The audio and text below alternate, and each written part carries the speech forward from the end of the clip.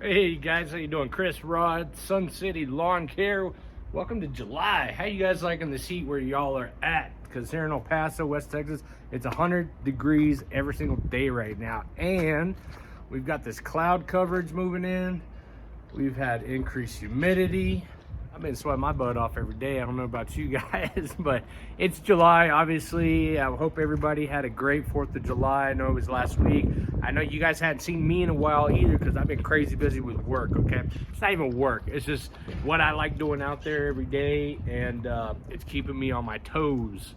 I gotta do it. It's what I do. It's what I got away from back in the day, so it allows me to get into the green and help others maintain their green, lush, thick lawns as well. Tango, get out the pool. I like that when he's thirsty, he helps himself to the pool water. But if you guys watched my video yesterday, we had I was doing an update on the vegetable garden, the food forest on the side of the house, and I was making that video.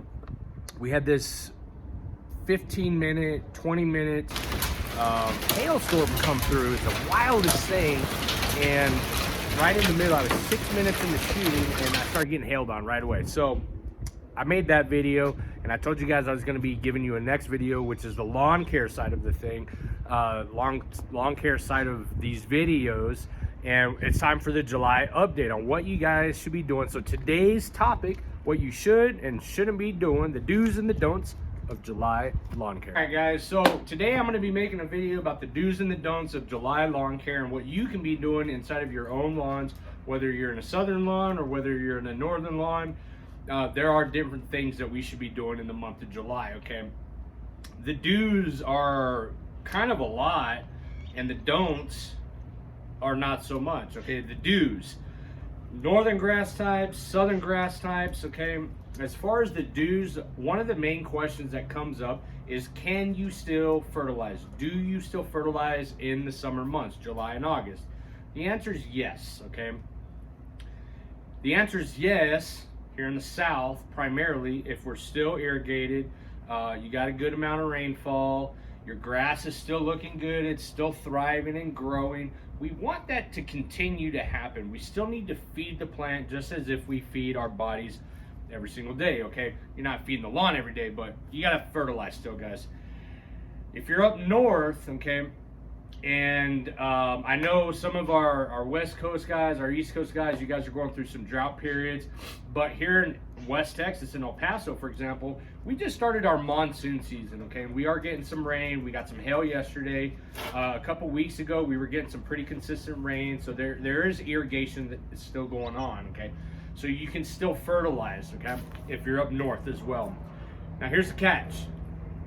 You don't fertilize like you normally would in the early part of the season, in the spring, okay? And you don't fertilize like in the fall. That's U.S. Customs flying by. We got the Rio a couple miles down that way. So anyways, they're over there doing their border patrol thing.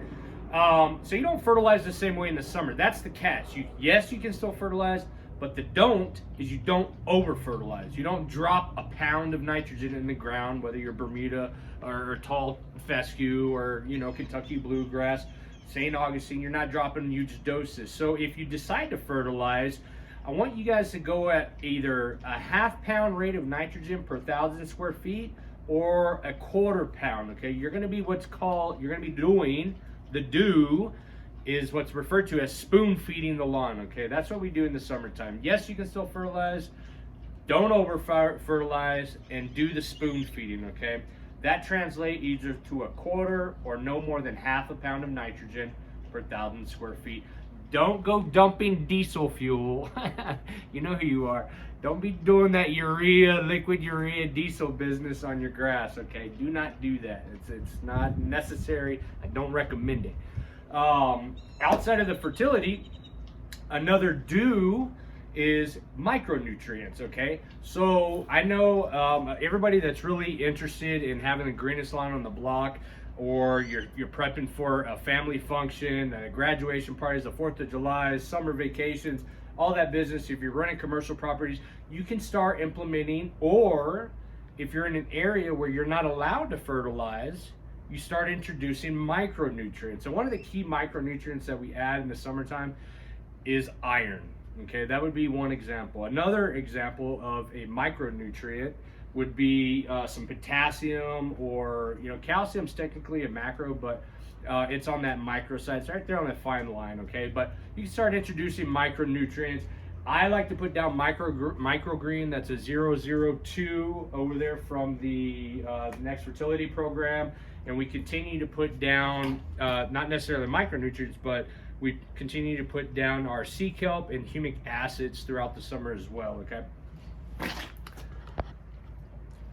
doing so is going to keep your lawn green. So the micronutrient, that's a do. That's a definitely do.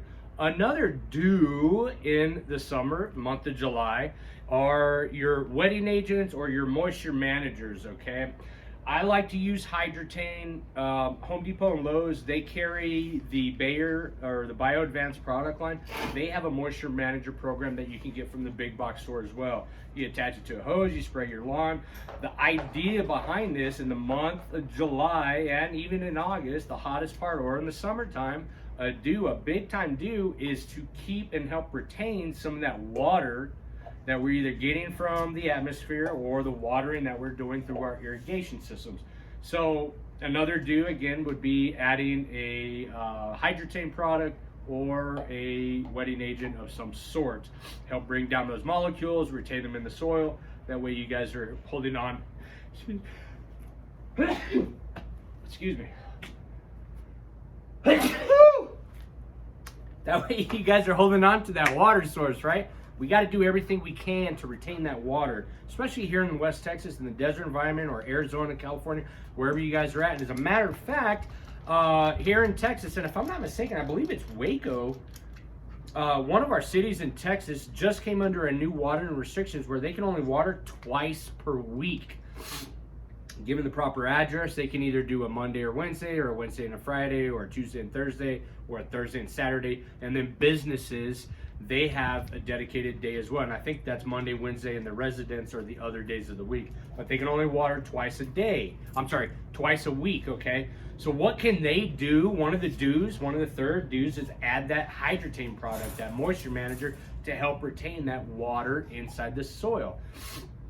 In regards to that, another do for the month of July is proper watering. Okay, you guys really got to get in tune with your irrigation system.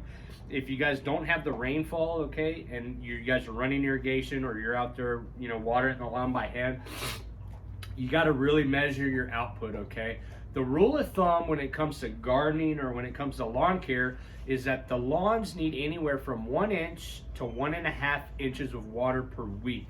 That's the rule of thumb when it comes to plants. Okay, trees are another story, but plants like grass, we need 1 inch to 1.5 inches per week. So when you run your irrigation, like the lawn care nut, he tells everybody, he suggests doing the tuna can challenge. Last year, I didn't have a tuna can, so I did the chicken can challenge. You can do whatever you want. You can do the dog bowl challenge. The point is, you put a bowl out there and you turn your system on and you measure the output of your irrigation. You let it run for 30 minutes. You let it run for an hour. You divide that number by 3 days. 60 minutes divided by 3 days, that's 20 minutes. That way you know if that can fills up, because a tuna can is 1 inch, and it took 60 minutes to fill it up, every 3 times a week, that's 20 minutes. That's how you do the math on that, okay? But remember, we sometimes need more than 1 inch. So therefore, you need to increase from 20 minutes to maybe 30 minutes or 25. But you wouldn't know any of this unless you did the tuna can or the chicken can or the dog can challenge, right? So anyways, you got to know your irrigation system, measure your rainfall. If you guys are, on the East Coast, I know you guys are going through hurricane seasons and you get lots of rain out there. Over here in the garden, I don't know if you can see that little white, let's see if I can point to it right there. That's a measuring cup for my garden bed. So when it rains, I know how much the garden gets on the water. And sometimes when it rains, we'll come and we'll move that to the lawn. And that way we can measure how much water output we're actually getting, okay? So, proper watering is definitely another do, okay? One of the don'ts don't not water your lawn, guys, okay? So if you're not getting rainfall, you don't have an irrigation system, if you want the greenest lawn in the block, you got to give it the H2O, okay? If you guys are running acres of land, acres of property, I know some of you guys on the East Coast are doing that, or you're up north and you've got these massive fields and you can't water, you don't get the run. Yeah, don't go out there and try to water. You can't do that. That would be a don't, technically. If you know, let it die back, let it go, or not die back necessarily, but let it go into dormancy and let Mother Nature take its course. And when it comes back to a growing season for you northern grass types, just let the rainfall take care of that green up for you, okay? Frequent mowing would be definitely a do, and I violated that rule personally this past week, okay?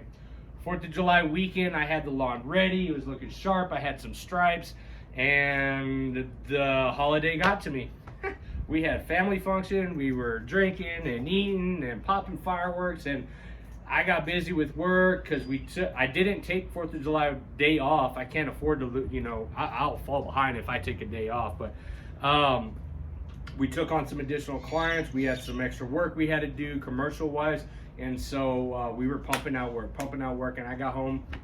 I didn't want to cut the lawn. I couldn't do it. I had to spend some family time. So the lawn got away from me this week. So a do is make sure you guys are mowing as frequent as possible. Do not let the grass get away from you, okay? And today I'm going to be showing you, because I'm going to get up close and personal. The grass is, you know, it's getting it's pushing about 2.5 inches, okay? I cannot drop this mower back down to its lowest setting and cut back to what it was. So I need to ease back into it. So I'm going to raise the deck one extra notch. I'm going to bag those clippings, toss them, and then my second cut this week, I'm going to bring it back down to the notch that I was at. And you guys can kind of see that transition, okay? If I scalp this is a don't. Don't scalp, don't dethatch your lawns in the heat of the summer. If you accidentally scalp your lawn, or purposely scalp your lawn, or go out there and use a dethatching or a scarifier, you guys are going to mess up the crowns of the grass. You're going to take too much of that green leaf tissue off, okay? And it's going to have a difficult time bouncing back. This is primarily for my Bermuda grass guys out there, grass guys and gals. If you scalp at the lawn, that's a big don't, okay? Not in the summertime, okay? In the later part of the summer or early fall, you can do a second scalping, if you will, to kind of reset the lawn, if you will, but it's definitely not recommended, okay, in the summertime. So we got a lot to do. We got proper fertilizing, proper watering, frequent mowing. We've got the, you can do some micronutrients. We've got the moisture manager or the wetting agent, okay? The last do for the summertime for month of July lawn care is you guys can go ahead and increase your lawn cut height, okay? Bermuda grass, understand this, grows like wildfire in the summer. It loves the heat and it will spread like crazy. If you miss a mow like I did this past week, you can't go back to the mowing setting you were at. So keeping up with the frequent mowing, it's okay to let that grass get a little taller in the summer. What that's also, and this applies to your northern grass types as well, and I'll explain here in a second. Go ahead and let it get a little taller and maintain that height, okay? Increasing that leaf tissue height is going to allow a longer leaf tissue to absorb more of the sunlight to encourage more photosynthesis. Therefore, more photosynthesis, you're gonna have a stronger plant, stronger cell wall, you're gonna get more growth because you're pushing more sunlight, right? Excuse me.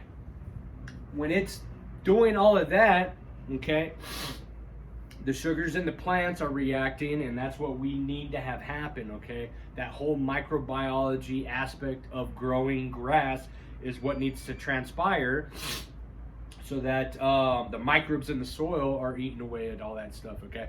It's got to happen. It's okay to increase your cut height. That's really my last do for the month of July or in the summer months, okay? The big don't is don't over fertilize. Don't go dropping diesel fuel on your freaking lawn. Don't put a pound of nitrogen on the lawn at any given time. Going back to your northern grass types, okay, allowing the grass to get too tall. The do is to not cut it, okay? The don't is don't be playing on it, don't mow it. If your lawn is northern grass type, if you don't have water, you're not running irrigation, let it go and get tall, okay? Don't worry about fertilizing it. Just let the lawn go in the dormancy until you guys get some of that rainfall, okay? But the big don't is don't over fertilize your lawn.